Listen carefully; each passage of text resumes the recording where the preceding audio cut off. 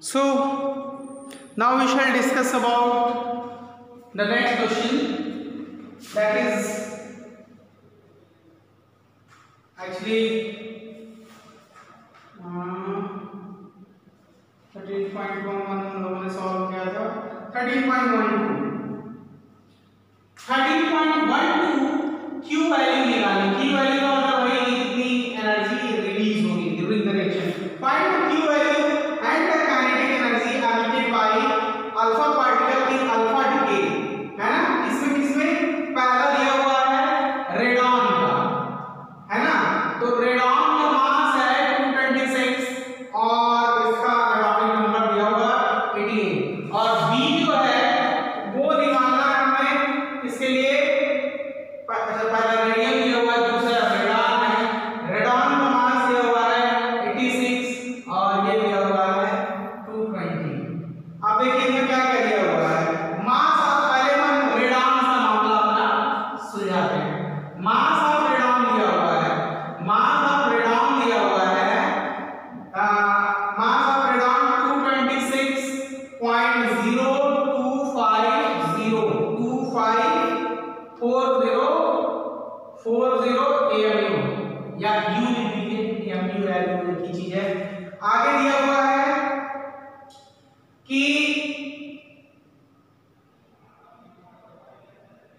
Radium से क्या हो रहा है, अल्फा डीके हो रहा है। तो जाहिर सी बात है जब अल्फा डीके होगा, ठीक है, तो आप जानते हो अल्फा डीके के टाइम में क्या पैदा होता है।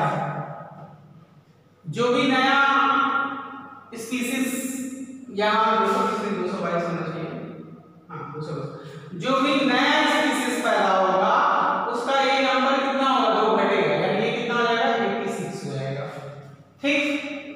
और ऊपर कितना घटेगा, अल्फा इमिशन की वजह से 4 यूनिट, यानी यहाँ कितना हो जाएगा 222 प्लस यहाँ अल्फा पार्टिकल निकलेगा आपका। ये चीज हो रही है पहले केस में।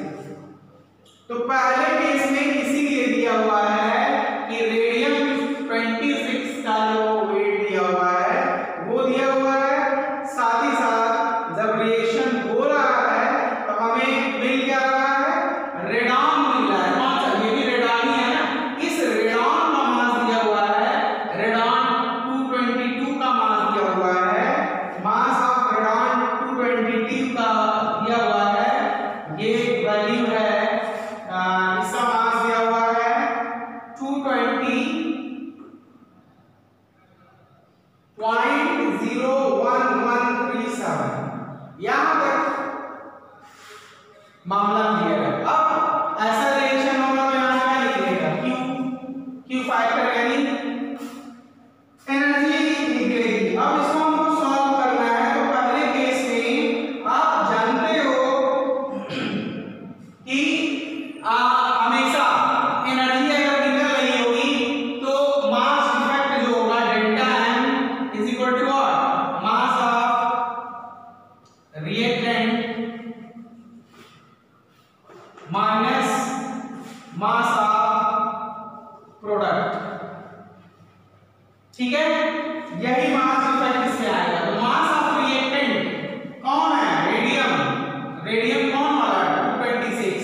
रेडियम 226 का मास हमें दिया गया है 226.02540 माइनस मास ऑफ प्रोडक्ट में आपके पास क्या है, एक तो रेडियम 222 है, रेडियम 222 का मास कितना है 220.01137, ये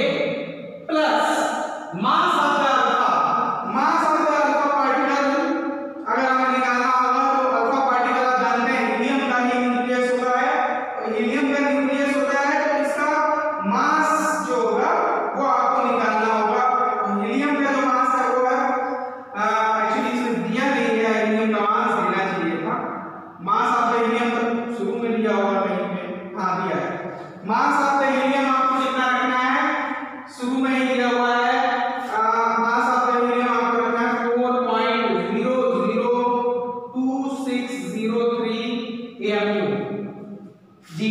अब देखिए 226.02540 ये माइनस, अब इसमें से देखिए इसको ऐड करेंगे, 2 2 4 6 2 2 4 5, तो 3 इधर आ गया। इसके बाद 0 और 7 7 हो जाएगा, 6 और 3 9 हो जाएगा, फिर 2 और 1 3 हो जाएगा, फिर 0 और 1 0 और 1 0 हो जाएगा, ये 0 हो जाएगा, और ये कितना आ गया 224.0013973। तो ये हो गया टोटल मास। अब अगला स्टेप हमें क्या करना है, सबट्रैक्ट करना है। जब हम सबट्रैक्ट करेंगे 226 में से दिस मच कितना 224 पॉइंट समथिंग जो भी है, तो ये वैल्यू हमारे पास मास इफेक्ट जो आएगी वो वैल्यू हमारे पास कितनी आने वाली है, मास इफेक्ट जो होगी वो होगी 0.005 के आसपास।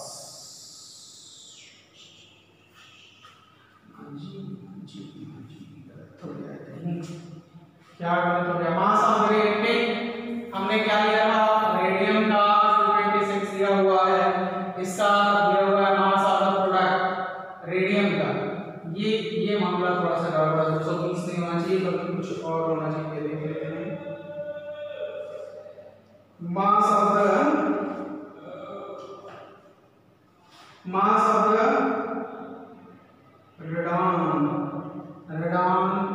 22 का मास दिया हुआ है 222, ये दिया हुआ है 222.01750 01750 ये दिया हुआ है। अब इन दोनों को जोड़ेंगे, 3 2 5 3 2 5 हीलियम का 2 4 हाँ, तो यहाँ 3 हो जाएगा, 0 और 5 जुड़ेगा तो यहाँ कितना हो जाएगा 5 हो जाएगा, 6 और 7 में कितना हो जाएगा 3 बचेगा 1, तो 2 से 2 और 1 कितना हो जाएगा 1 3 2 1 3 3, तो ये हो जाएगा 4, फिर 0 बचा यहाँ पे, 0 को 0 के साथ ऐड करेंगे तो ये कितना हो जाएगा 0, आगे भी 0 हो जाएगा, 222 और ये 4 कितना हो जाएगा 226। तो 226.00453 आया। जाहिर सी बात है ये ज्यादा है, इसको सब्ट्रैक्ट करेंगे तो मास इफेक्ट अब हम निकालने में सफल हो जाएंगे। इस केस में मास इफेक्ट हमारा जो आएगा वो कितना आ जाएगा 0.0053 EMU है ना, ये मास इफेक्ट आ जाएगा। नाउ क्यू फैक्टर कितना हो जाएगा, क्यू फैक्टर का मतलब वही मास इफेक्ट इनटू 931.5, तो मास इफेक्ट है हमारा कितना 0.0053 इनटू 931.5, इसको मल्टीप्लाई करेंगे, 931 है 5 में समझ लीजिएगा। तो इसको जब मल्टीप्लाई करेंगे तो मल्टीप्लाई करने के बाद हमारी वैल्यू आएगी कितनी 4.937 के आसपास आ जाएगी, तो ये वैल्यू आएगी 4.937 मेगा इलेक्ट्रॉन वोल्ट। तो ये बताया किसके लिए, रेडियम के लिए, और ये वाला आपके लिए होमवर्क है, ये आप खुद करेंगे, ये सारी वैल्यूज ही हैं। तो 13.12 हो गया।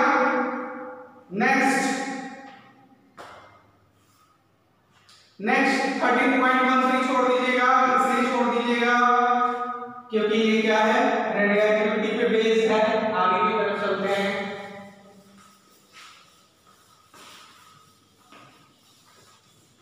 नेक्स्ट क्वेश्चन यानी 13.14 की तरफ हम आगे की और बढ़ते हैं और क्वेश्चन सॉल्व करेंगे। 13.14 कह रहा है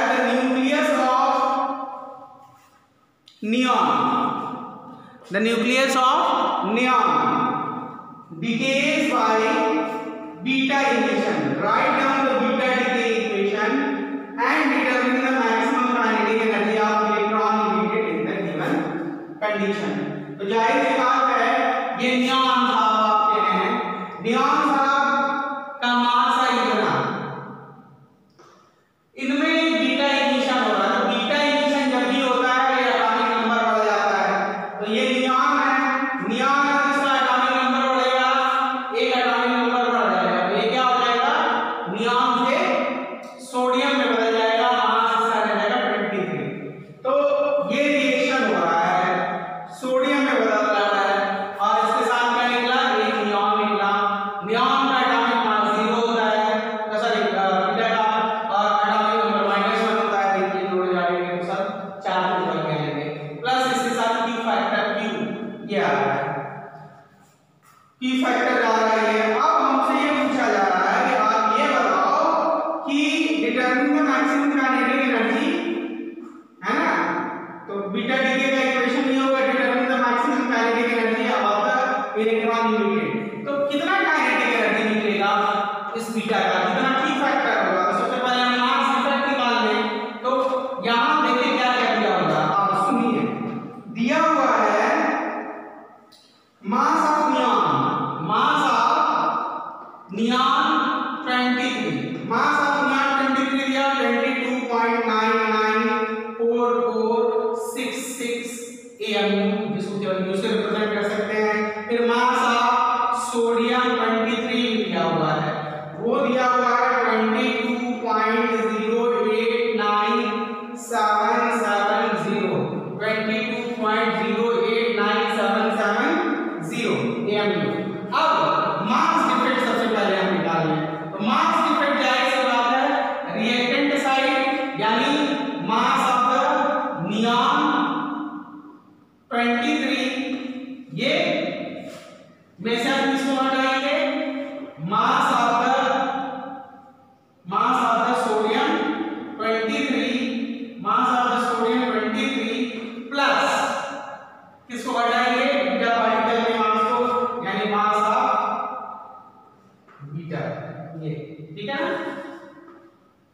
बीटा, ये हो जाएगा मास इफेक्ट। तो आप देखिए ये वैल्यू कितनी, 23 की वैल्यू कितनी है, 22.994466 माइनस इसका मास क्या होता है, 0 होता है। इसका मास यानी कितनी हो जाएगी, 22.089770। चलिए सब्ट्रैक्ट करके निकाल लेते हैं, वैल्यू कितनी आएगी, 0 हो जाएगी, ये 16 9, यहाँ 15 में से 8, 13 में से हो जाए 4, फिर यहाँ पे एक बचा 5, ये यहाँ पे कितना बचा 8, ठीक है। 2 2 4 2 6 2 2 4 2 6 7, अच्छा एक 7 बचा है, 2 2 4 2 6, सही है, ये 0 बेकार हो गया। इसका है 22.08, ये 9 7 बराबर 22.089770। अब देखिए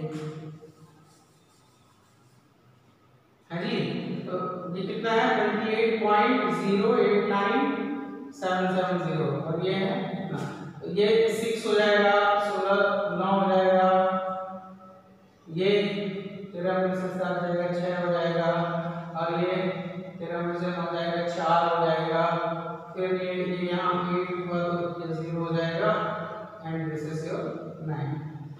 तो ये सब्ट्रैक्ट करने पे वैल्यू कितनी आई हमारे 0.904696 व्हाट, इतना AMU आएगी, इसको लिखते हैं। तो काइनेटिक एनर्जी कितनी होगी, kinetic energy is equal to Q factor is equal to what, is equal to binding energy, जैसा मालूम है वैसे लिखो। तो आपको तो मालूम है ना कि वैल्यू कितनी हो जाएगी, डेल्टा M इनटू 931.5, तो डेल्टा M हो गया 0.904696 इनटू 931.5।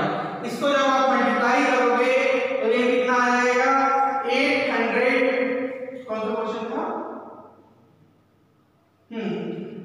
13.14, तो इसकी वैल्यू कितनी आ जाएगी इसको सॉल्व करने पे?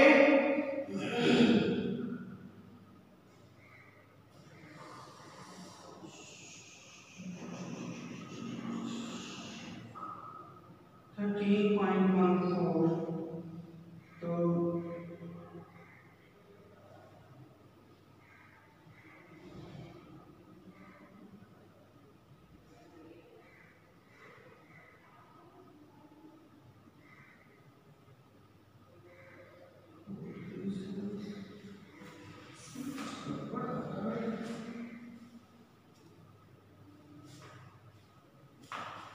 मास मैंने कुछ गलत ले लिया क्या? हाँ देख लेते हैं वापस से। 22.089770 और इसका ये 22.994466 सब्ट्रैक्ट करने पे आया कितना? 6 9 6 6 4 इधर 0 इधर 9, तो मास इफेक्ट इतना ही आ रहा है। जब मास इफेक्ट कितना आ रहा है तो इसको सी से मल्टीप्लाई करेंगे तो मामला हमारा कुछ फंस रहा है, इसको देख लेते हैं।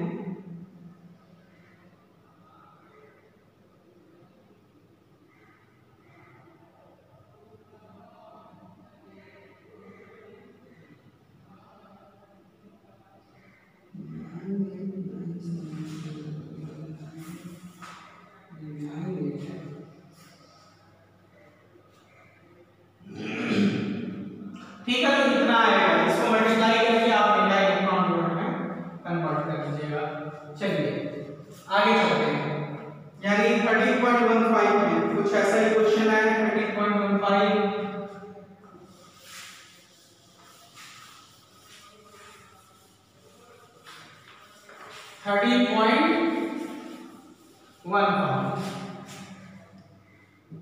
13.15 कह रहा है कि Q value of nuclear reaction, एक न्यूक्लियर रिएक्शन हमें पता है स्टैंडर्ड न्यूक्लियर रिएक्शन लिखने का तरीका C+D, ये is defined by Q factor is equal to mass of A plus mass of A plus mass of B minus mass of C minus mass of B into C square, है ना, यानी ये मास effect है। चलिए, where the mass referred to the respective nuclei determine the given data Q value for the following reaction, whether the reaction are isothermic or endothermic। जाहिर सी बात है, अगर Q फैक्टर पॉजिटिव आता है, एंडोथर्मिक होगा, नेगेटिव आता है तो एक्सोथर्मिक होगा, इसमें कोई बात नहीं है। पहला एक क्वेश्चन हम करेंगे इसीलिए। एक रिएक्शन है भाई हमारा सन वाला, जिसमें एक प्रोटियम है रिएक्शन कर रहा है इसके साथ ट्रिटियम के साथ, और साथ में आपको पैदा कर रहा है एक ड्यूटेरियम और एक ड्यूटेरियम और दो ड्यूटेरियम पैदा कर रहा है। ठीक है, हमें क्यू फैक्टर इसके लिए निकालना है। तो क्यू फैक्टर निकालना है तो आप जानते हैं हमारे लिए सीधे क्यू फैक्टर का मतलब क्या होगा? मास of reactant, mass of reactant जब निकालेंगे तो ये क्या होगा? मास ऑफ H1, ठीक, plus mass of H3 minus bracket में मास ऑफ H2, ठीक है, दोनों सेम है तो हम क्या करेंगे इसका ट्वाइस कर सकते हैं। अब क्यू फैक्टर निकालना है तो मास ऑफ H1 निकालते हैं, H1 ये है, H3 है, मास की बात करें तो ये क्या है? प्रोटियम ही तो है, तो प्रोटियम का मास आप जानते हैं, हाइड्रोजन का मास जानते हैं, प्रोटॉन का मास जानते हैं, कितना था?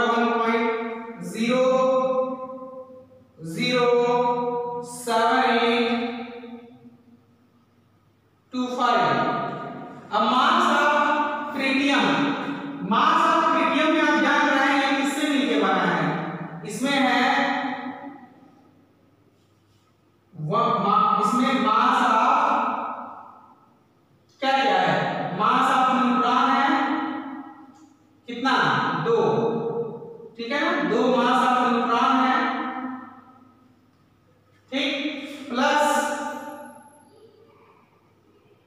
मास ऑफ हाइड्रोजन है, 2 और 1 मिलकर 3 हो गया, माइनस यहाँ कितना है, ये ड्यूटेरियम है, तो ड्यूटेरियम में क्या होता है, एक मास न्यूट्रॉन का होगा और एक मास प्रोटॉन का होगा या हाइड्रोजन का होगा, जो भी आप लिख सकते हैं, ठीक है ना, मास ऑफ हाइड्रोजन या प्रोटॉन।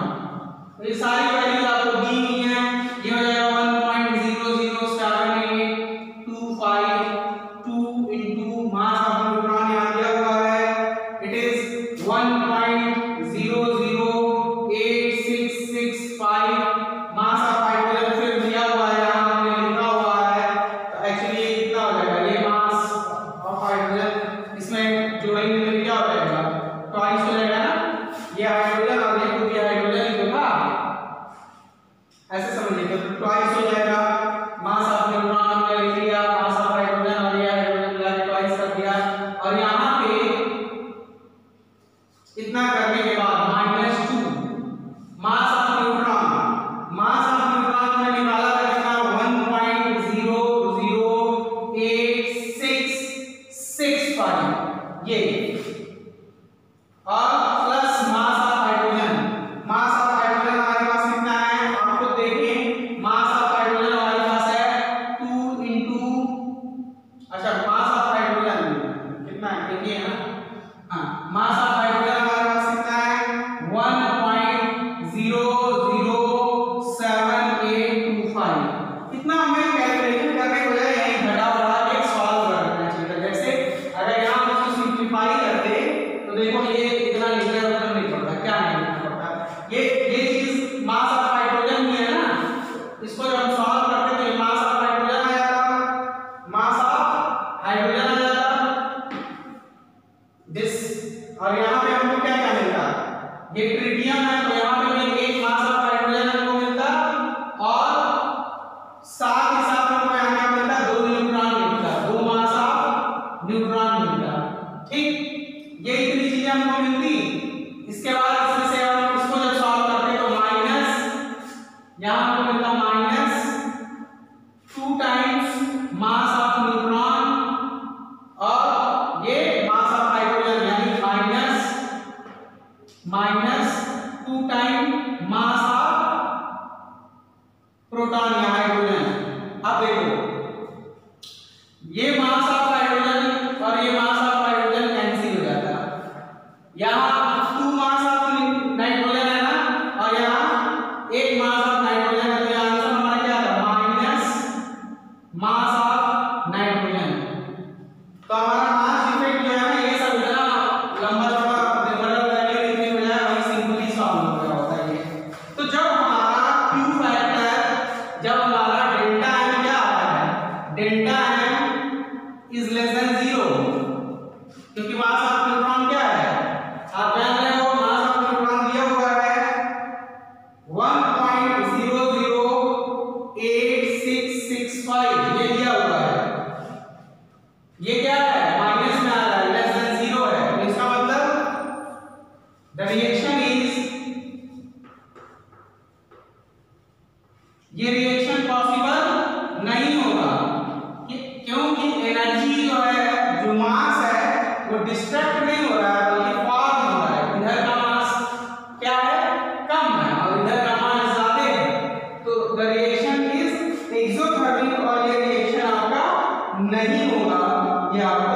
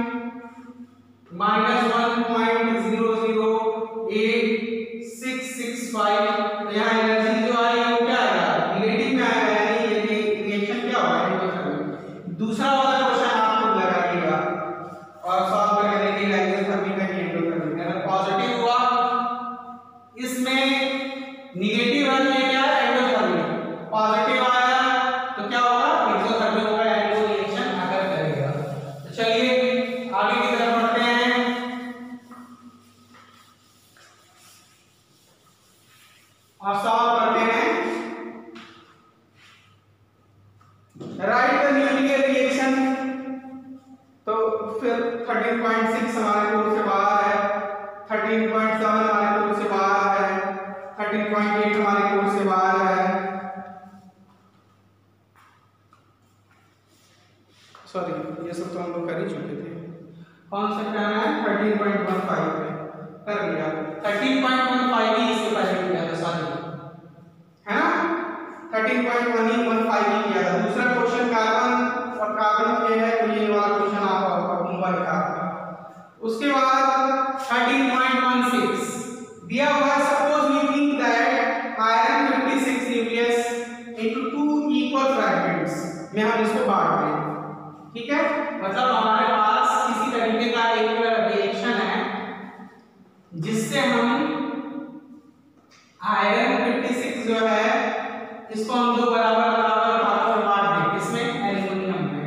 आप जानते हैं एल्युमिनियम सॉरी दो बराबर बराबर भागों में बांट दें, एल्युमिनियम का 28 लिया इसने, ठीक है? दो बराबर बराबर भागों में बांट दिया। अब ये कह रहा है कि is the fission energetically possible, कि एनर्जेटिकली क्या ये फिजन पॉसिबल है? जाहिर सी बात है, तभी पॉसिबल होगा जब क्यों पॉसिबल पॉसिबल कब होगा?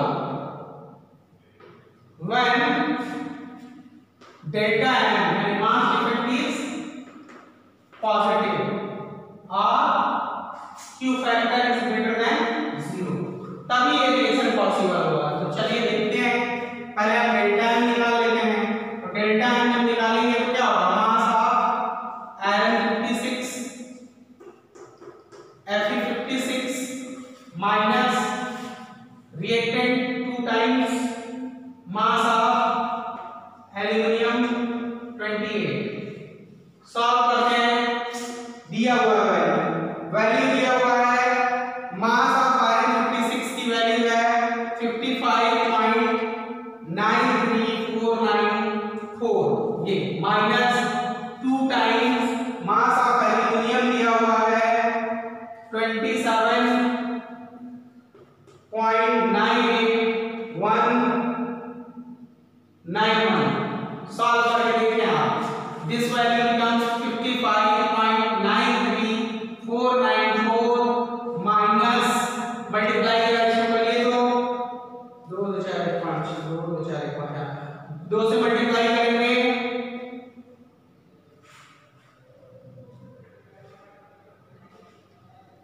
3, सॉरी 2 से करेंगे 2 16 18 19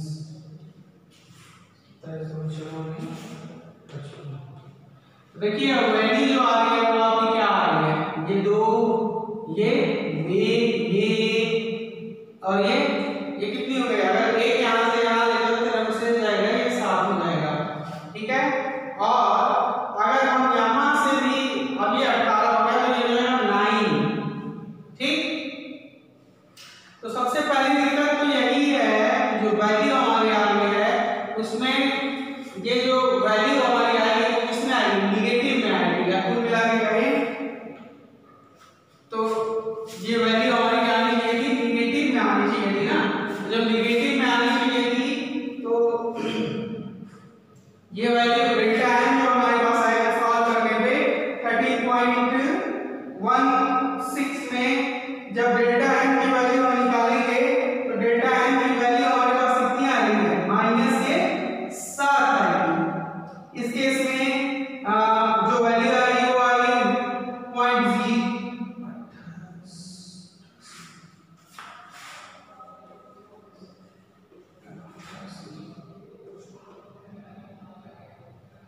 तो ये इतना मास डिफेक्ट आया माइनस में, तो आगे बढ़ने की जरूरत ही नहीं है। अगर मास डिफेक्ट नेगेटिव है तो आप क्या लिखेंगे? नॉट पॉसिबल, ठीक है? Not possible. बाकी आप चाहें तो एनर्जी में बदल सकते हैं। एनर्जी इक्वल टू कितना आ जाएगा? 0.02888 into 9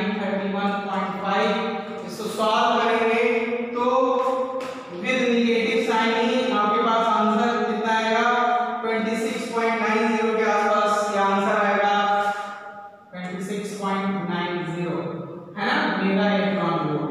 तो एनर्जी क्या है E delta E is less than 0, so reaction is not possible, reaction not possible, reaction होगा ही नहीं।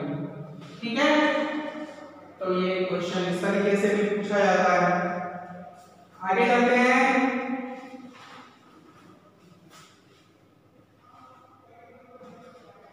अगला क्वेश्चन है 13.16। चलिए देखते हैं 13.16।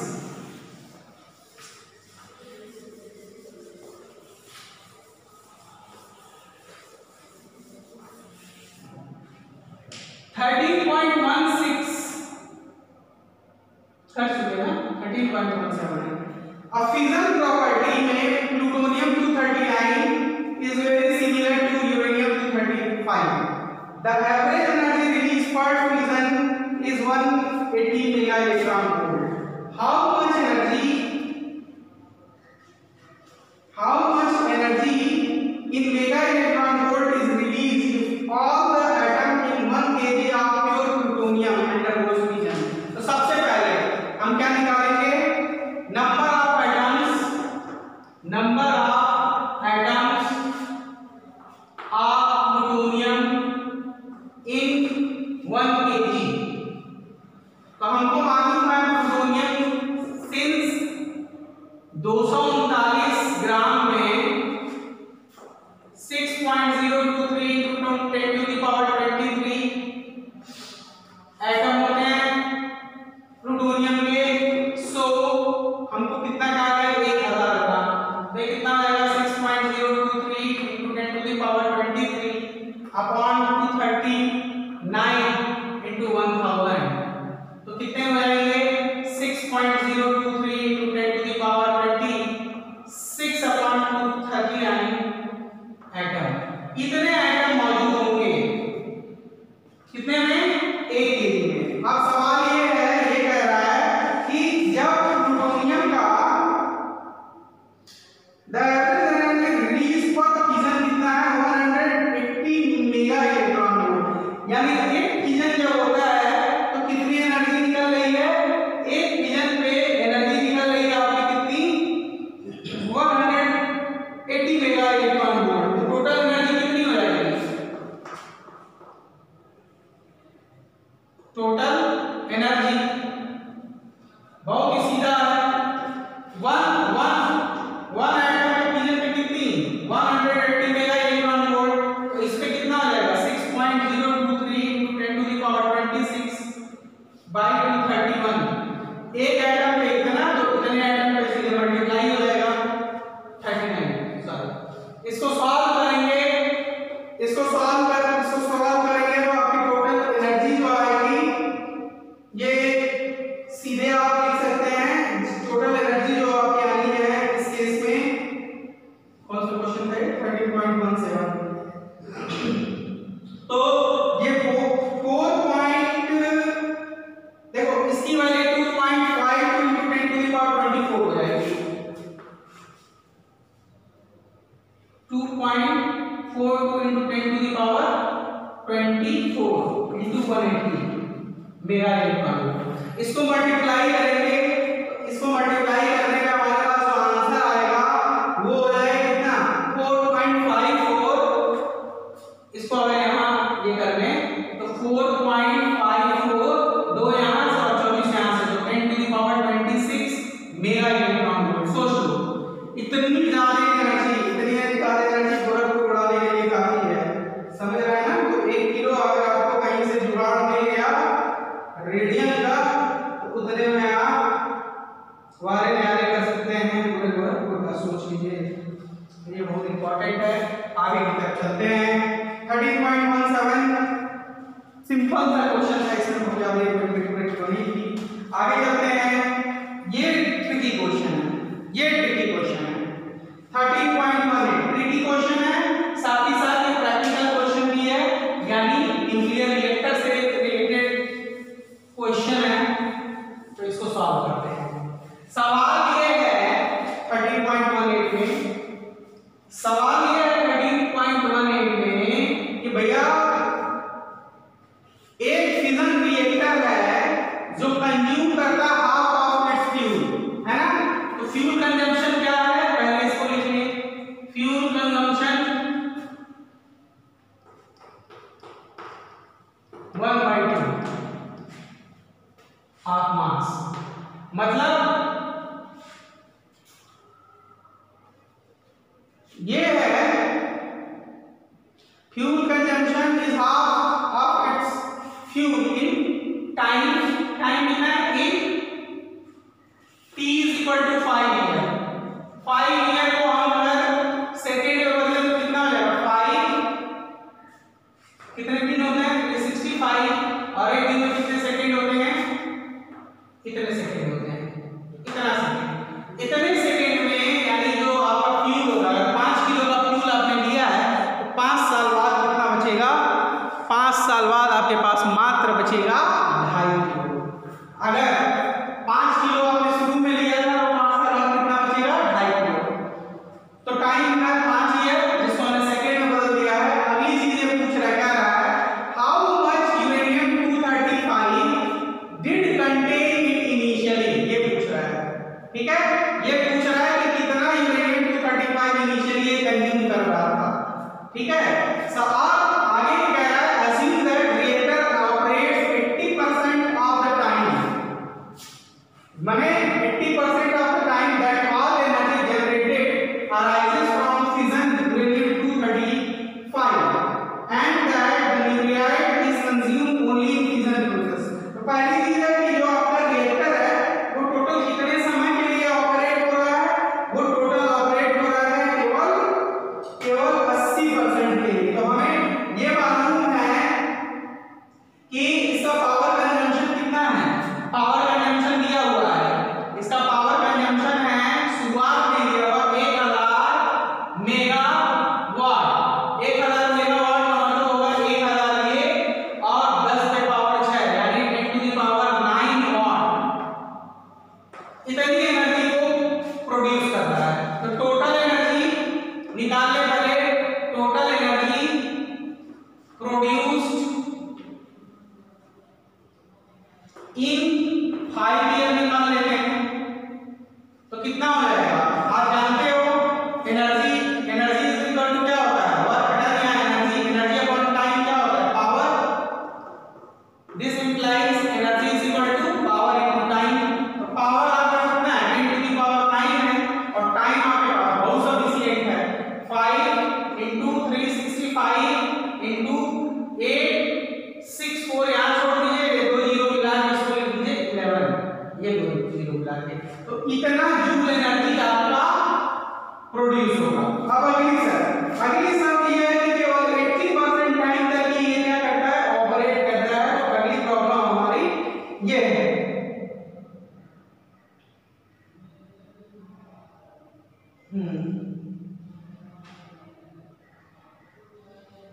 अब सवाल ये उठता है, एक चीज इसमें रह गया है, यूरेनियम 235, इसमें आप पढ़ा लीजिए क्वेश्चन में कि एनर्जी गिवन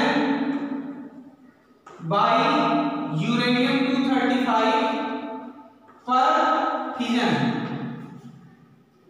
ये इस बुक में दिया नहीं है, लेकिन आपको पता होना चाहिए कि पर फिजन लगभग ये 200 मेगा इलेक्ट्रॉन वोल्ट की एनर्जी रिलीज करता है। तो 200 मेगा इलेक्ट्रॉन वोल्ट की एनर्जी क्या करेगा, रिलीज करेगा पर फिजन, 200 मेगा इलेक्ट्रॉन वोल्ट। तो 200 मेगा इलेक्ट्रॉन वोल्ट को जूल में बदलेंगे तो 200 इनटू मेगा का मतलब 10 to the power -6 into 1.6 into 10 to the power -19, sorry ये प्लस होगा। तो सॉल्व करिए तो ये कितना आएगा, ये 2 जीरो तो ये -13 वैसे ही हो गया, और ये 2 जीरो हो गया तो कितना हो गया, -11, और ये हो गया 3.2 जूल। यानी जब यूरेनियम 235 का एक एटम फिजन करता है, हमारे पास कितनी एनर्जी रिलीज होती है। अब आगे की तरफ चलते हैं, आगे की तरफ हम चलते हैं तो हमारे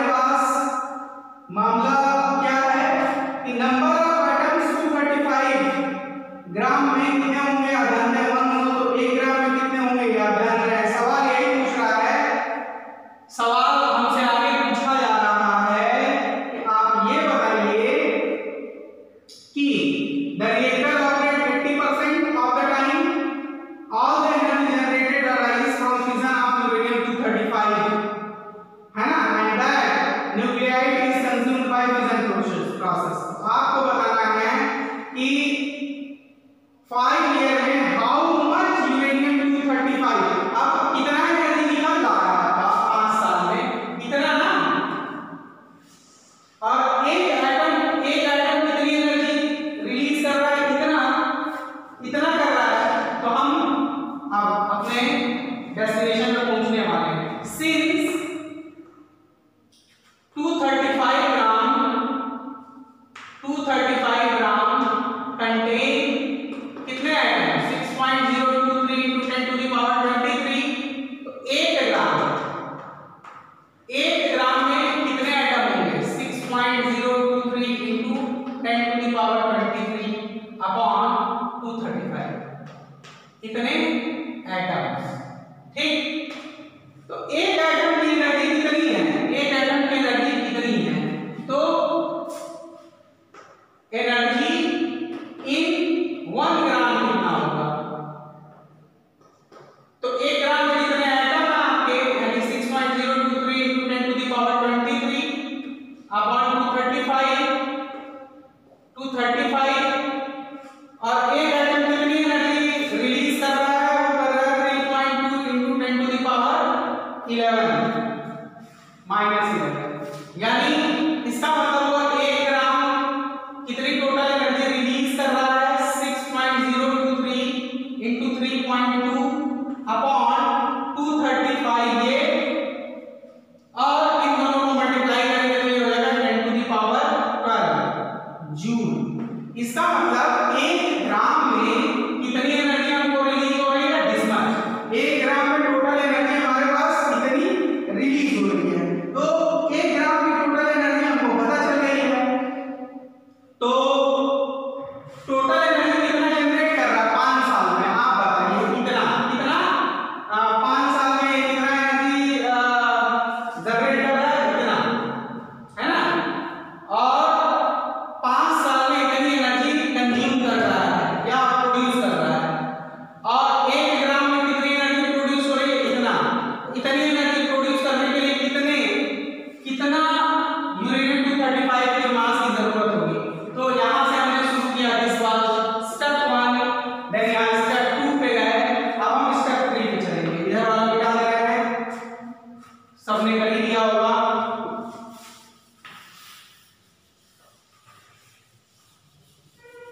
अब हम स्टेप 3 पे चलते हैं। तो स्टेप 3 में आप जानते हो कि मास ऑफ यूरेनियम U235 कैसे निकालेंगे। Total energy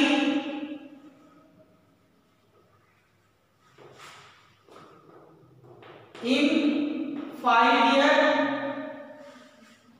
upon energy released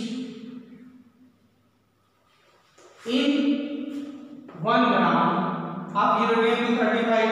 तो टोटल एनर्जी जो 5 ईयर में आपने प्रोड्यूस किया था वो कितना था 5 into 364 into 864 into 10 to the power 11 इतनी energy.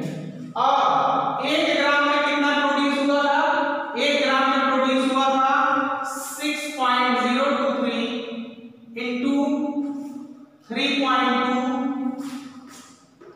into 10 to the power 12 और ऊपर चला जाएगा 235।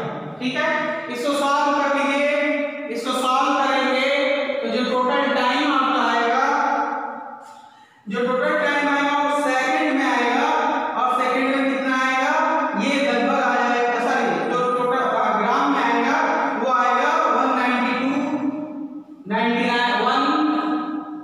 टाइम कितना है मास 375 ग्राम कितना आएगा। अब इसको केजी में आप बदलना चाहेंगे 1000 से भाग के दीजिए तो कितना हो जाएगा 192.9375 केजी। यानी कितना केजी यूरेनियम 235 का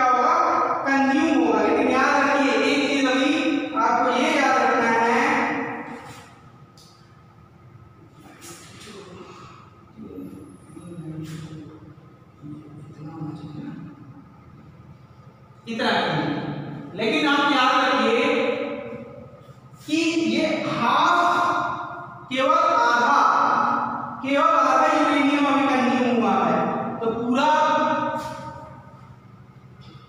total uranium is equal to 2 times m, यानी 2 टाइम्स इसका गुना कर लीजिएगा। ये मान लिया लगभग इसको ले रहा है कितना 1930 के आसपास, ठीक है। It is nearly equal to 1930 KG. तो कितना हो जाएगा ये 3860 केजी। तो सोच लीजिए 3860 केजी यूरेनियम 235 का हमने लिया, इसमें से आधा फिजन हुआ तो इतनी एनर्जी 5 साल में निकली, और हमने पता लगाया कि इतनी एनर्जी निकालने के लिए हमें कितने यूरेनियम की जरूरत होगी 3860 केजी की, इसमें से केवल आधा ही फिजन होगा, आधा अनफिजनेबल होगा। देखिए ये कितना इंटरेस्टिंग क्वेश्चन था। आगे चलते हैं 13.18 के बाद बिल्कुल ऐसे ही क्वेश्चन 13.19 है। इसमें आपका एक इलेक्ट्रिक लैंप है जो 100 वाट का दिया हुआ है। तो 13.19 आपके लिए होमवर्क है, या आप खुद करेंगे। 13.19 होमवर्क है आपका, याद रखिए। 13.19 के बाद आगे की तरफ चलते हैं।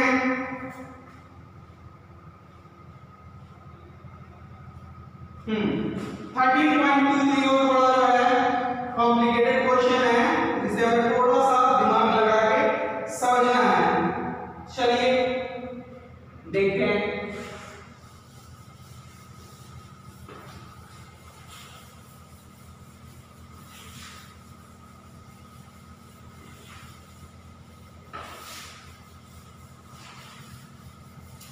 तो चलिए समझ लेते हैं 13.20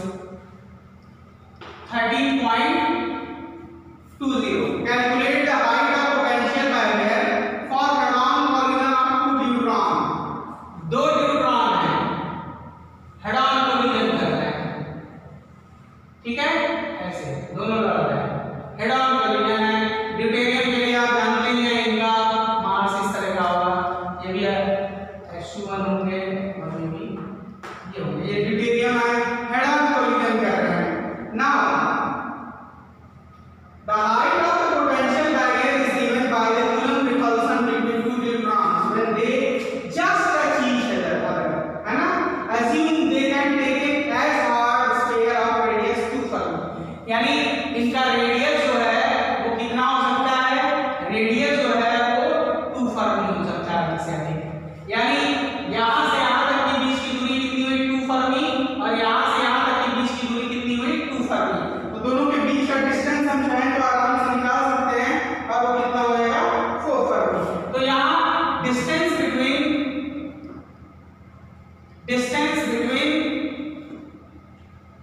चार्जेस कितना होगा 2 Fermi, यानी R प्लस R 2R, जो कि हो गया 4 Fermi यानी 10⁻⁻15 मीटर, ये हो गया। नेक्स्ट आगे की तरफ हम चलते हैं।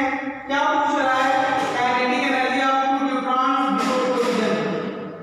देखो पोटेंशियल एनर्जी ऑफ 2 न्यूट्रॉन्स हमसे क्या पूछा जा रहा है, calculate the height of the potential barrier. तो potential energy of neutron is equal to kinetic energy before collision. सीधी सी बात है, जब कोलिजन हुआ होगा सारी काइनेटिक एनर्जी किसमें बदल गई होगी, सारी की सारी काइनेटिक एनर्जी बदल गई होगी आपके पोटेंशियल एनर्जी में। तो potential energy kinetic energy of 2 neutron जो है वो निकालेंगे। तो आपको ये पता है कि पोटेंशियल एनर्जी जो होगा इसकी पोटेंशियल एनर्जी अगर हम निकालना चाहें तो चार्ज के चार्ज इस पे कितना है, ड्यूटेरियम क्या है, एक प्रोटॉन ये, तो यानी इस पे जो चार्ज है वो कितने कितने का है, E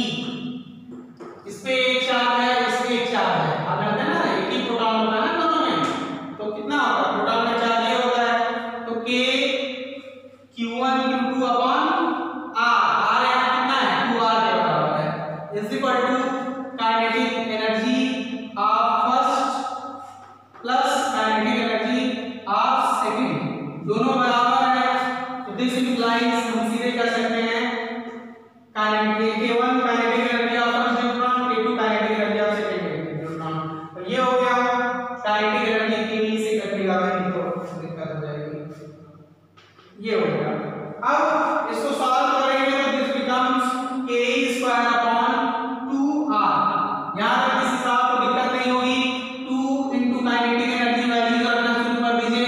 K की value 9 into 10 to the power 9, सो बचपन से पढ़े आ रहे हैं। E की value 1.6 into 10 to the power -19 का होल स्क्वायर कर लीजिएगा।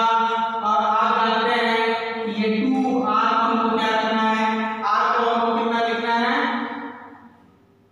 सॉरी 2R, हाँ तो 2 ये हो गया। और R जो है 2 फर्मी के बराबर लेना है। 2 फर्मी का मतलब हो गया 2 into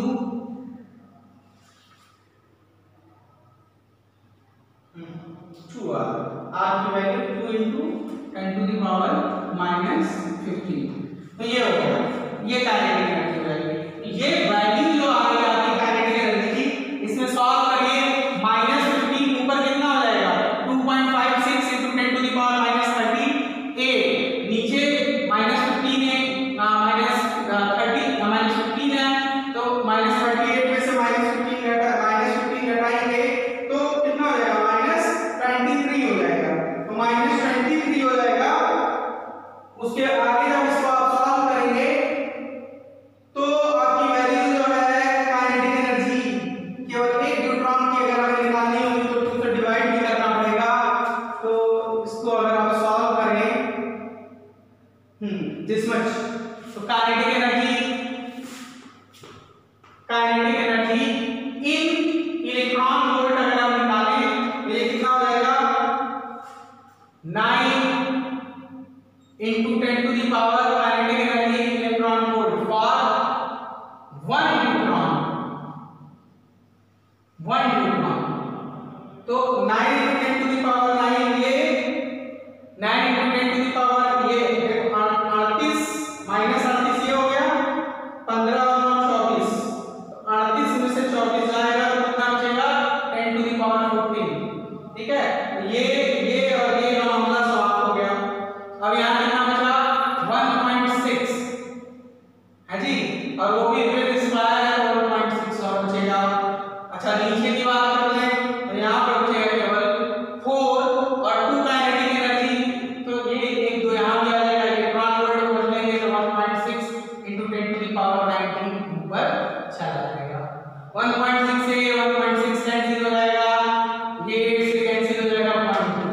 तो आप सॉल्व करोगे तो ये कितना आएगा, 180 इलेक्ट्रॉन वोल्ट। ठीक है, इलेक्ट्रॉन वोल्ट में जब इसे कन्वर्ट करेंगे तो अच्छा एक चीज रह गई थी, वो ये 19 ऊपर लेगा, ऊपर -14 बचा हुआ था ना। ठीक है, ये तो 180 इलेक्ट्रॉन वोल्ट इसकी टोटल एनर्जी आ जाएगी। तो 180 into 10 to the power 3 electron volt, ये एनर्जी आ जाएगी इसकी न्यूट्रॉन की, काइनेटिक एनर्जी ऑफ 1 न्यूट्रॉन। तो चलिए ये भी क्वेश्चन सॉल्व हुआ 13.420। इसके बाद अगला क्वेश्चन है, from the relation R is equal to R naught a to the power 1/3 where R naught is a constant, हमने बताया 1.2 फर्मी के आसपास होता है constant. A is the mass number of the nucleus so that nuclear density is nearly constant। ये तो proof करके मैंने आपको बता ही दिया था। और 13.22 ये आपके कोर्स में नहीं रहेगा, उसको छोड़ दीजिए। इस तरीके से हम लोगों ने एनसीईआरटी के न्यूमेरिकल्स को सॉल्व किया। फिर मिलते हैं अगले चैप्टर में। Thank you very much.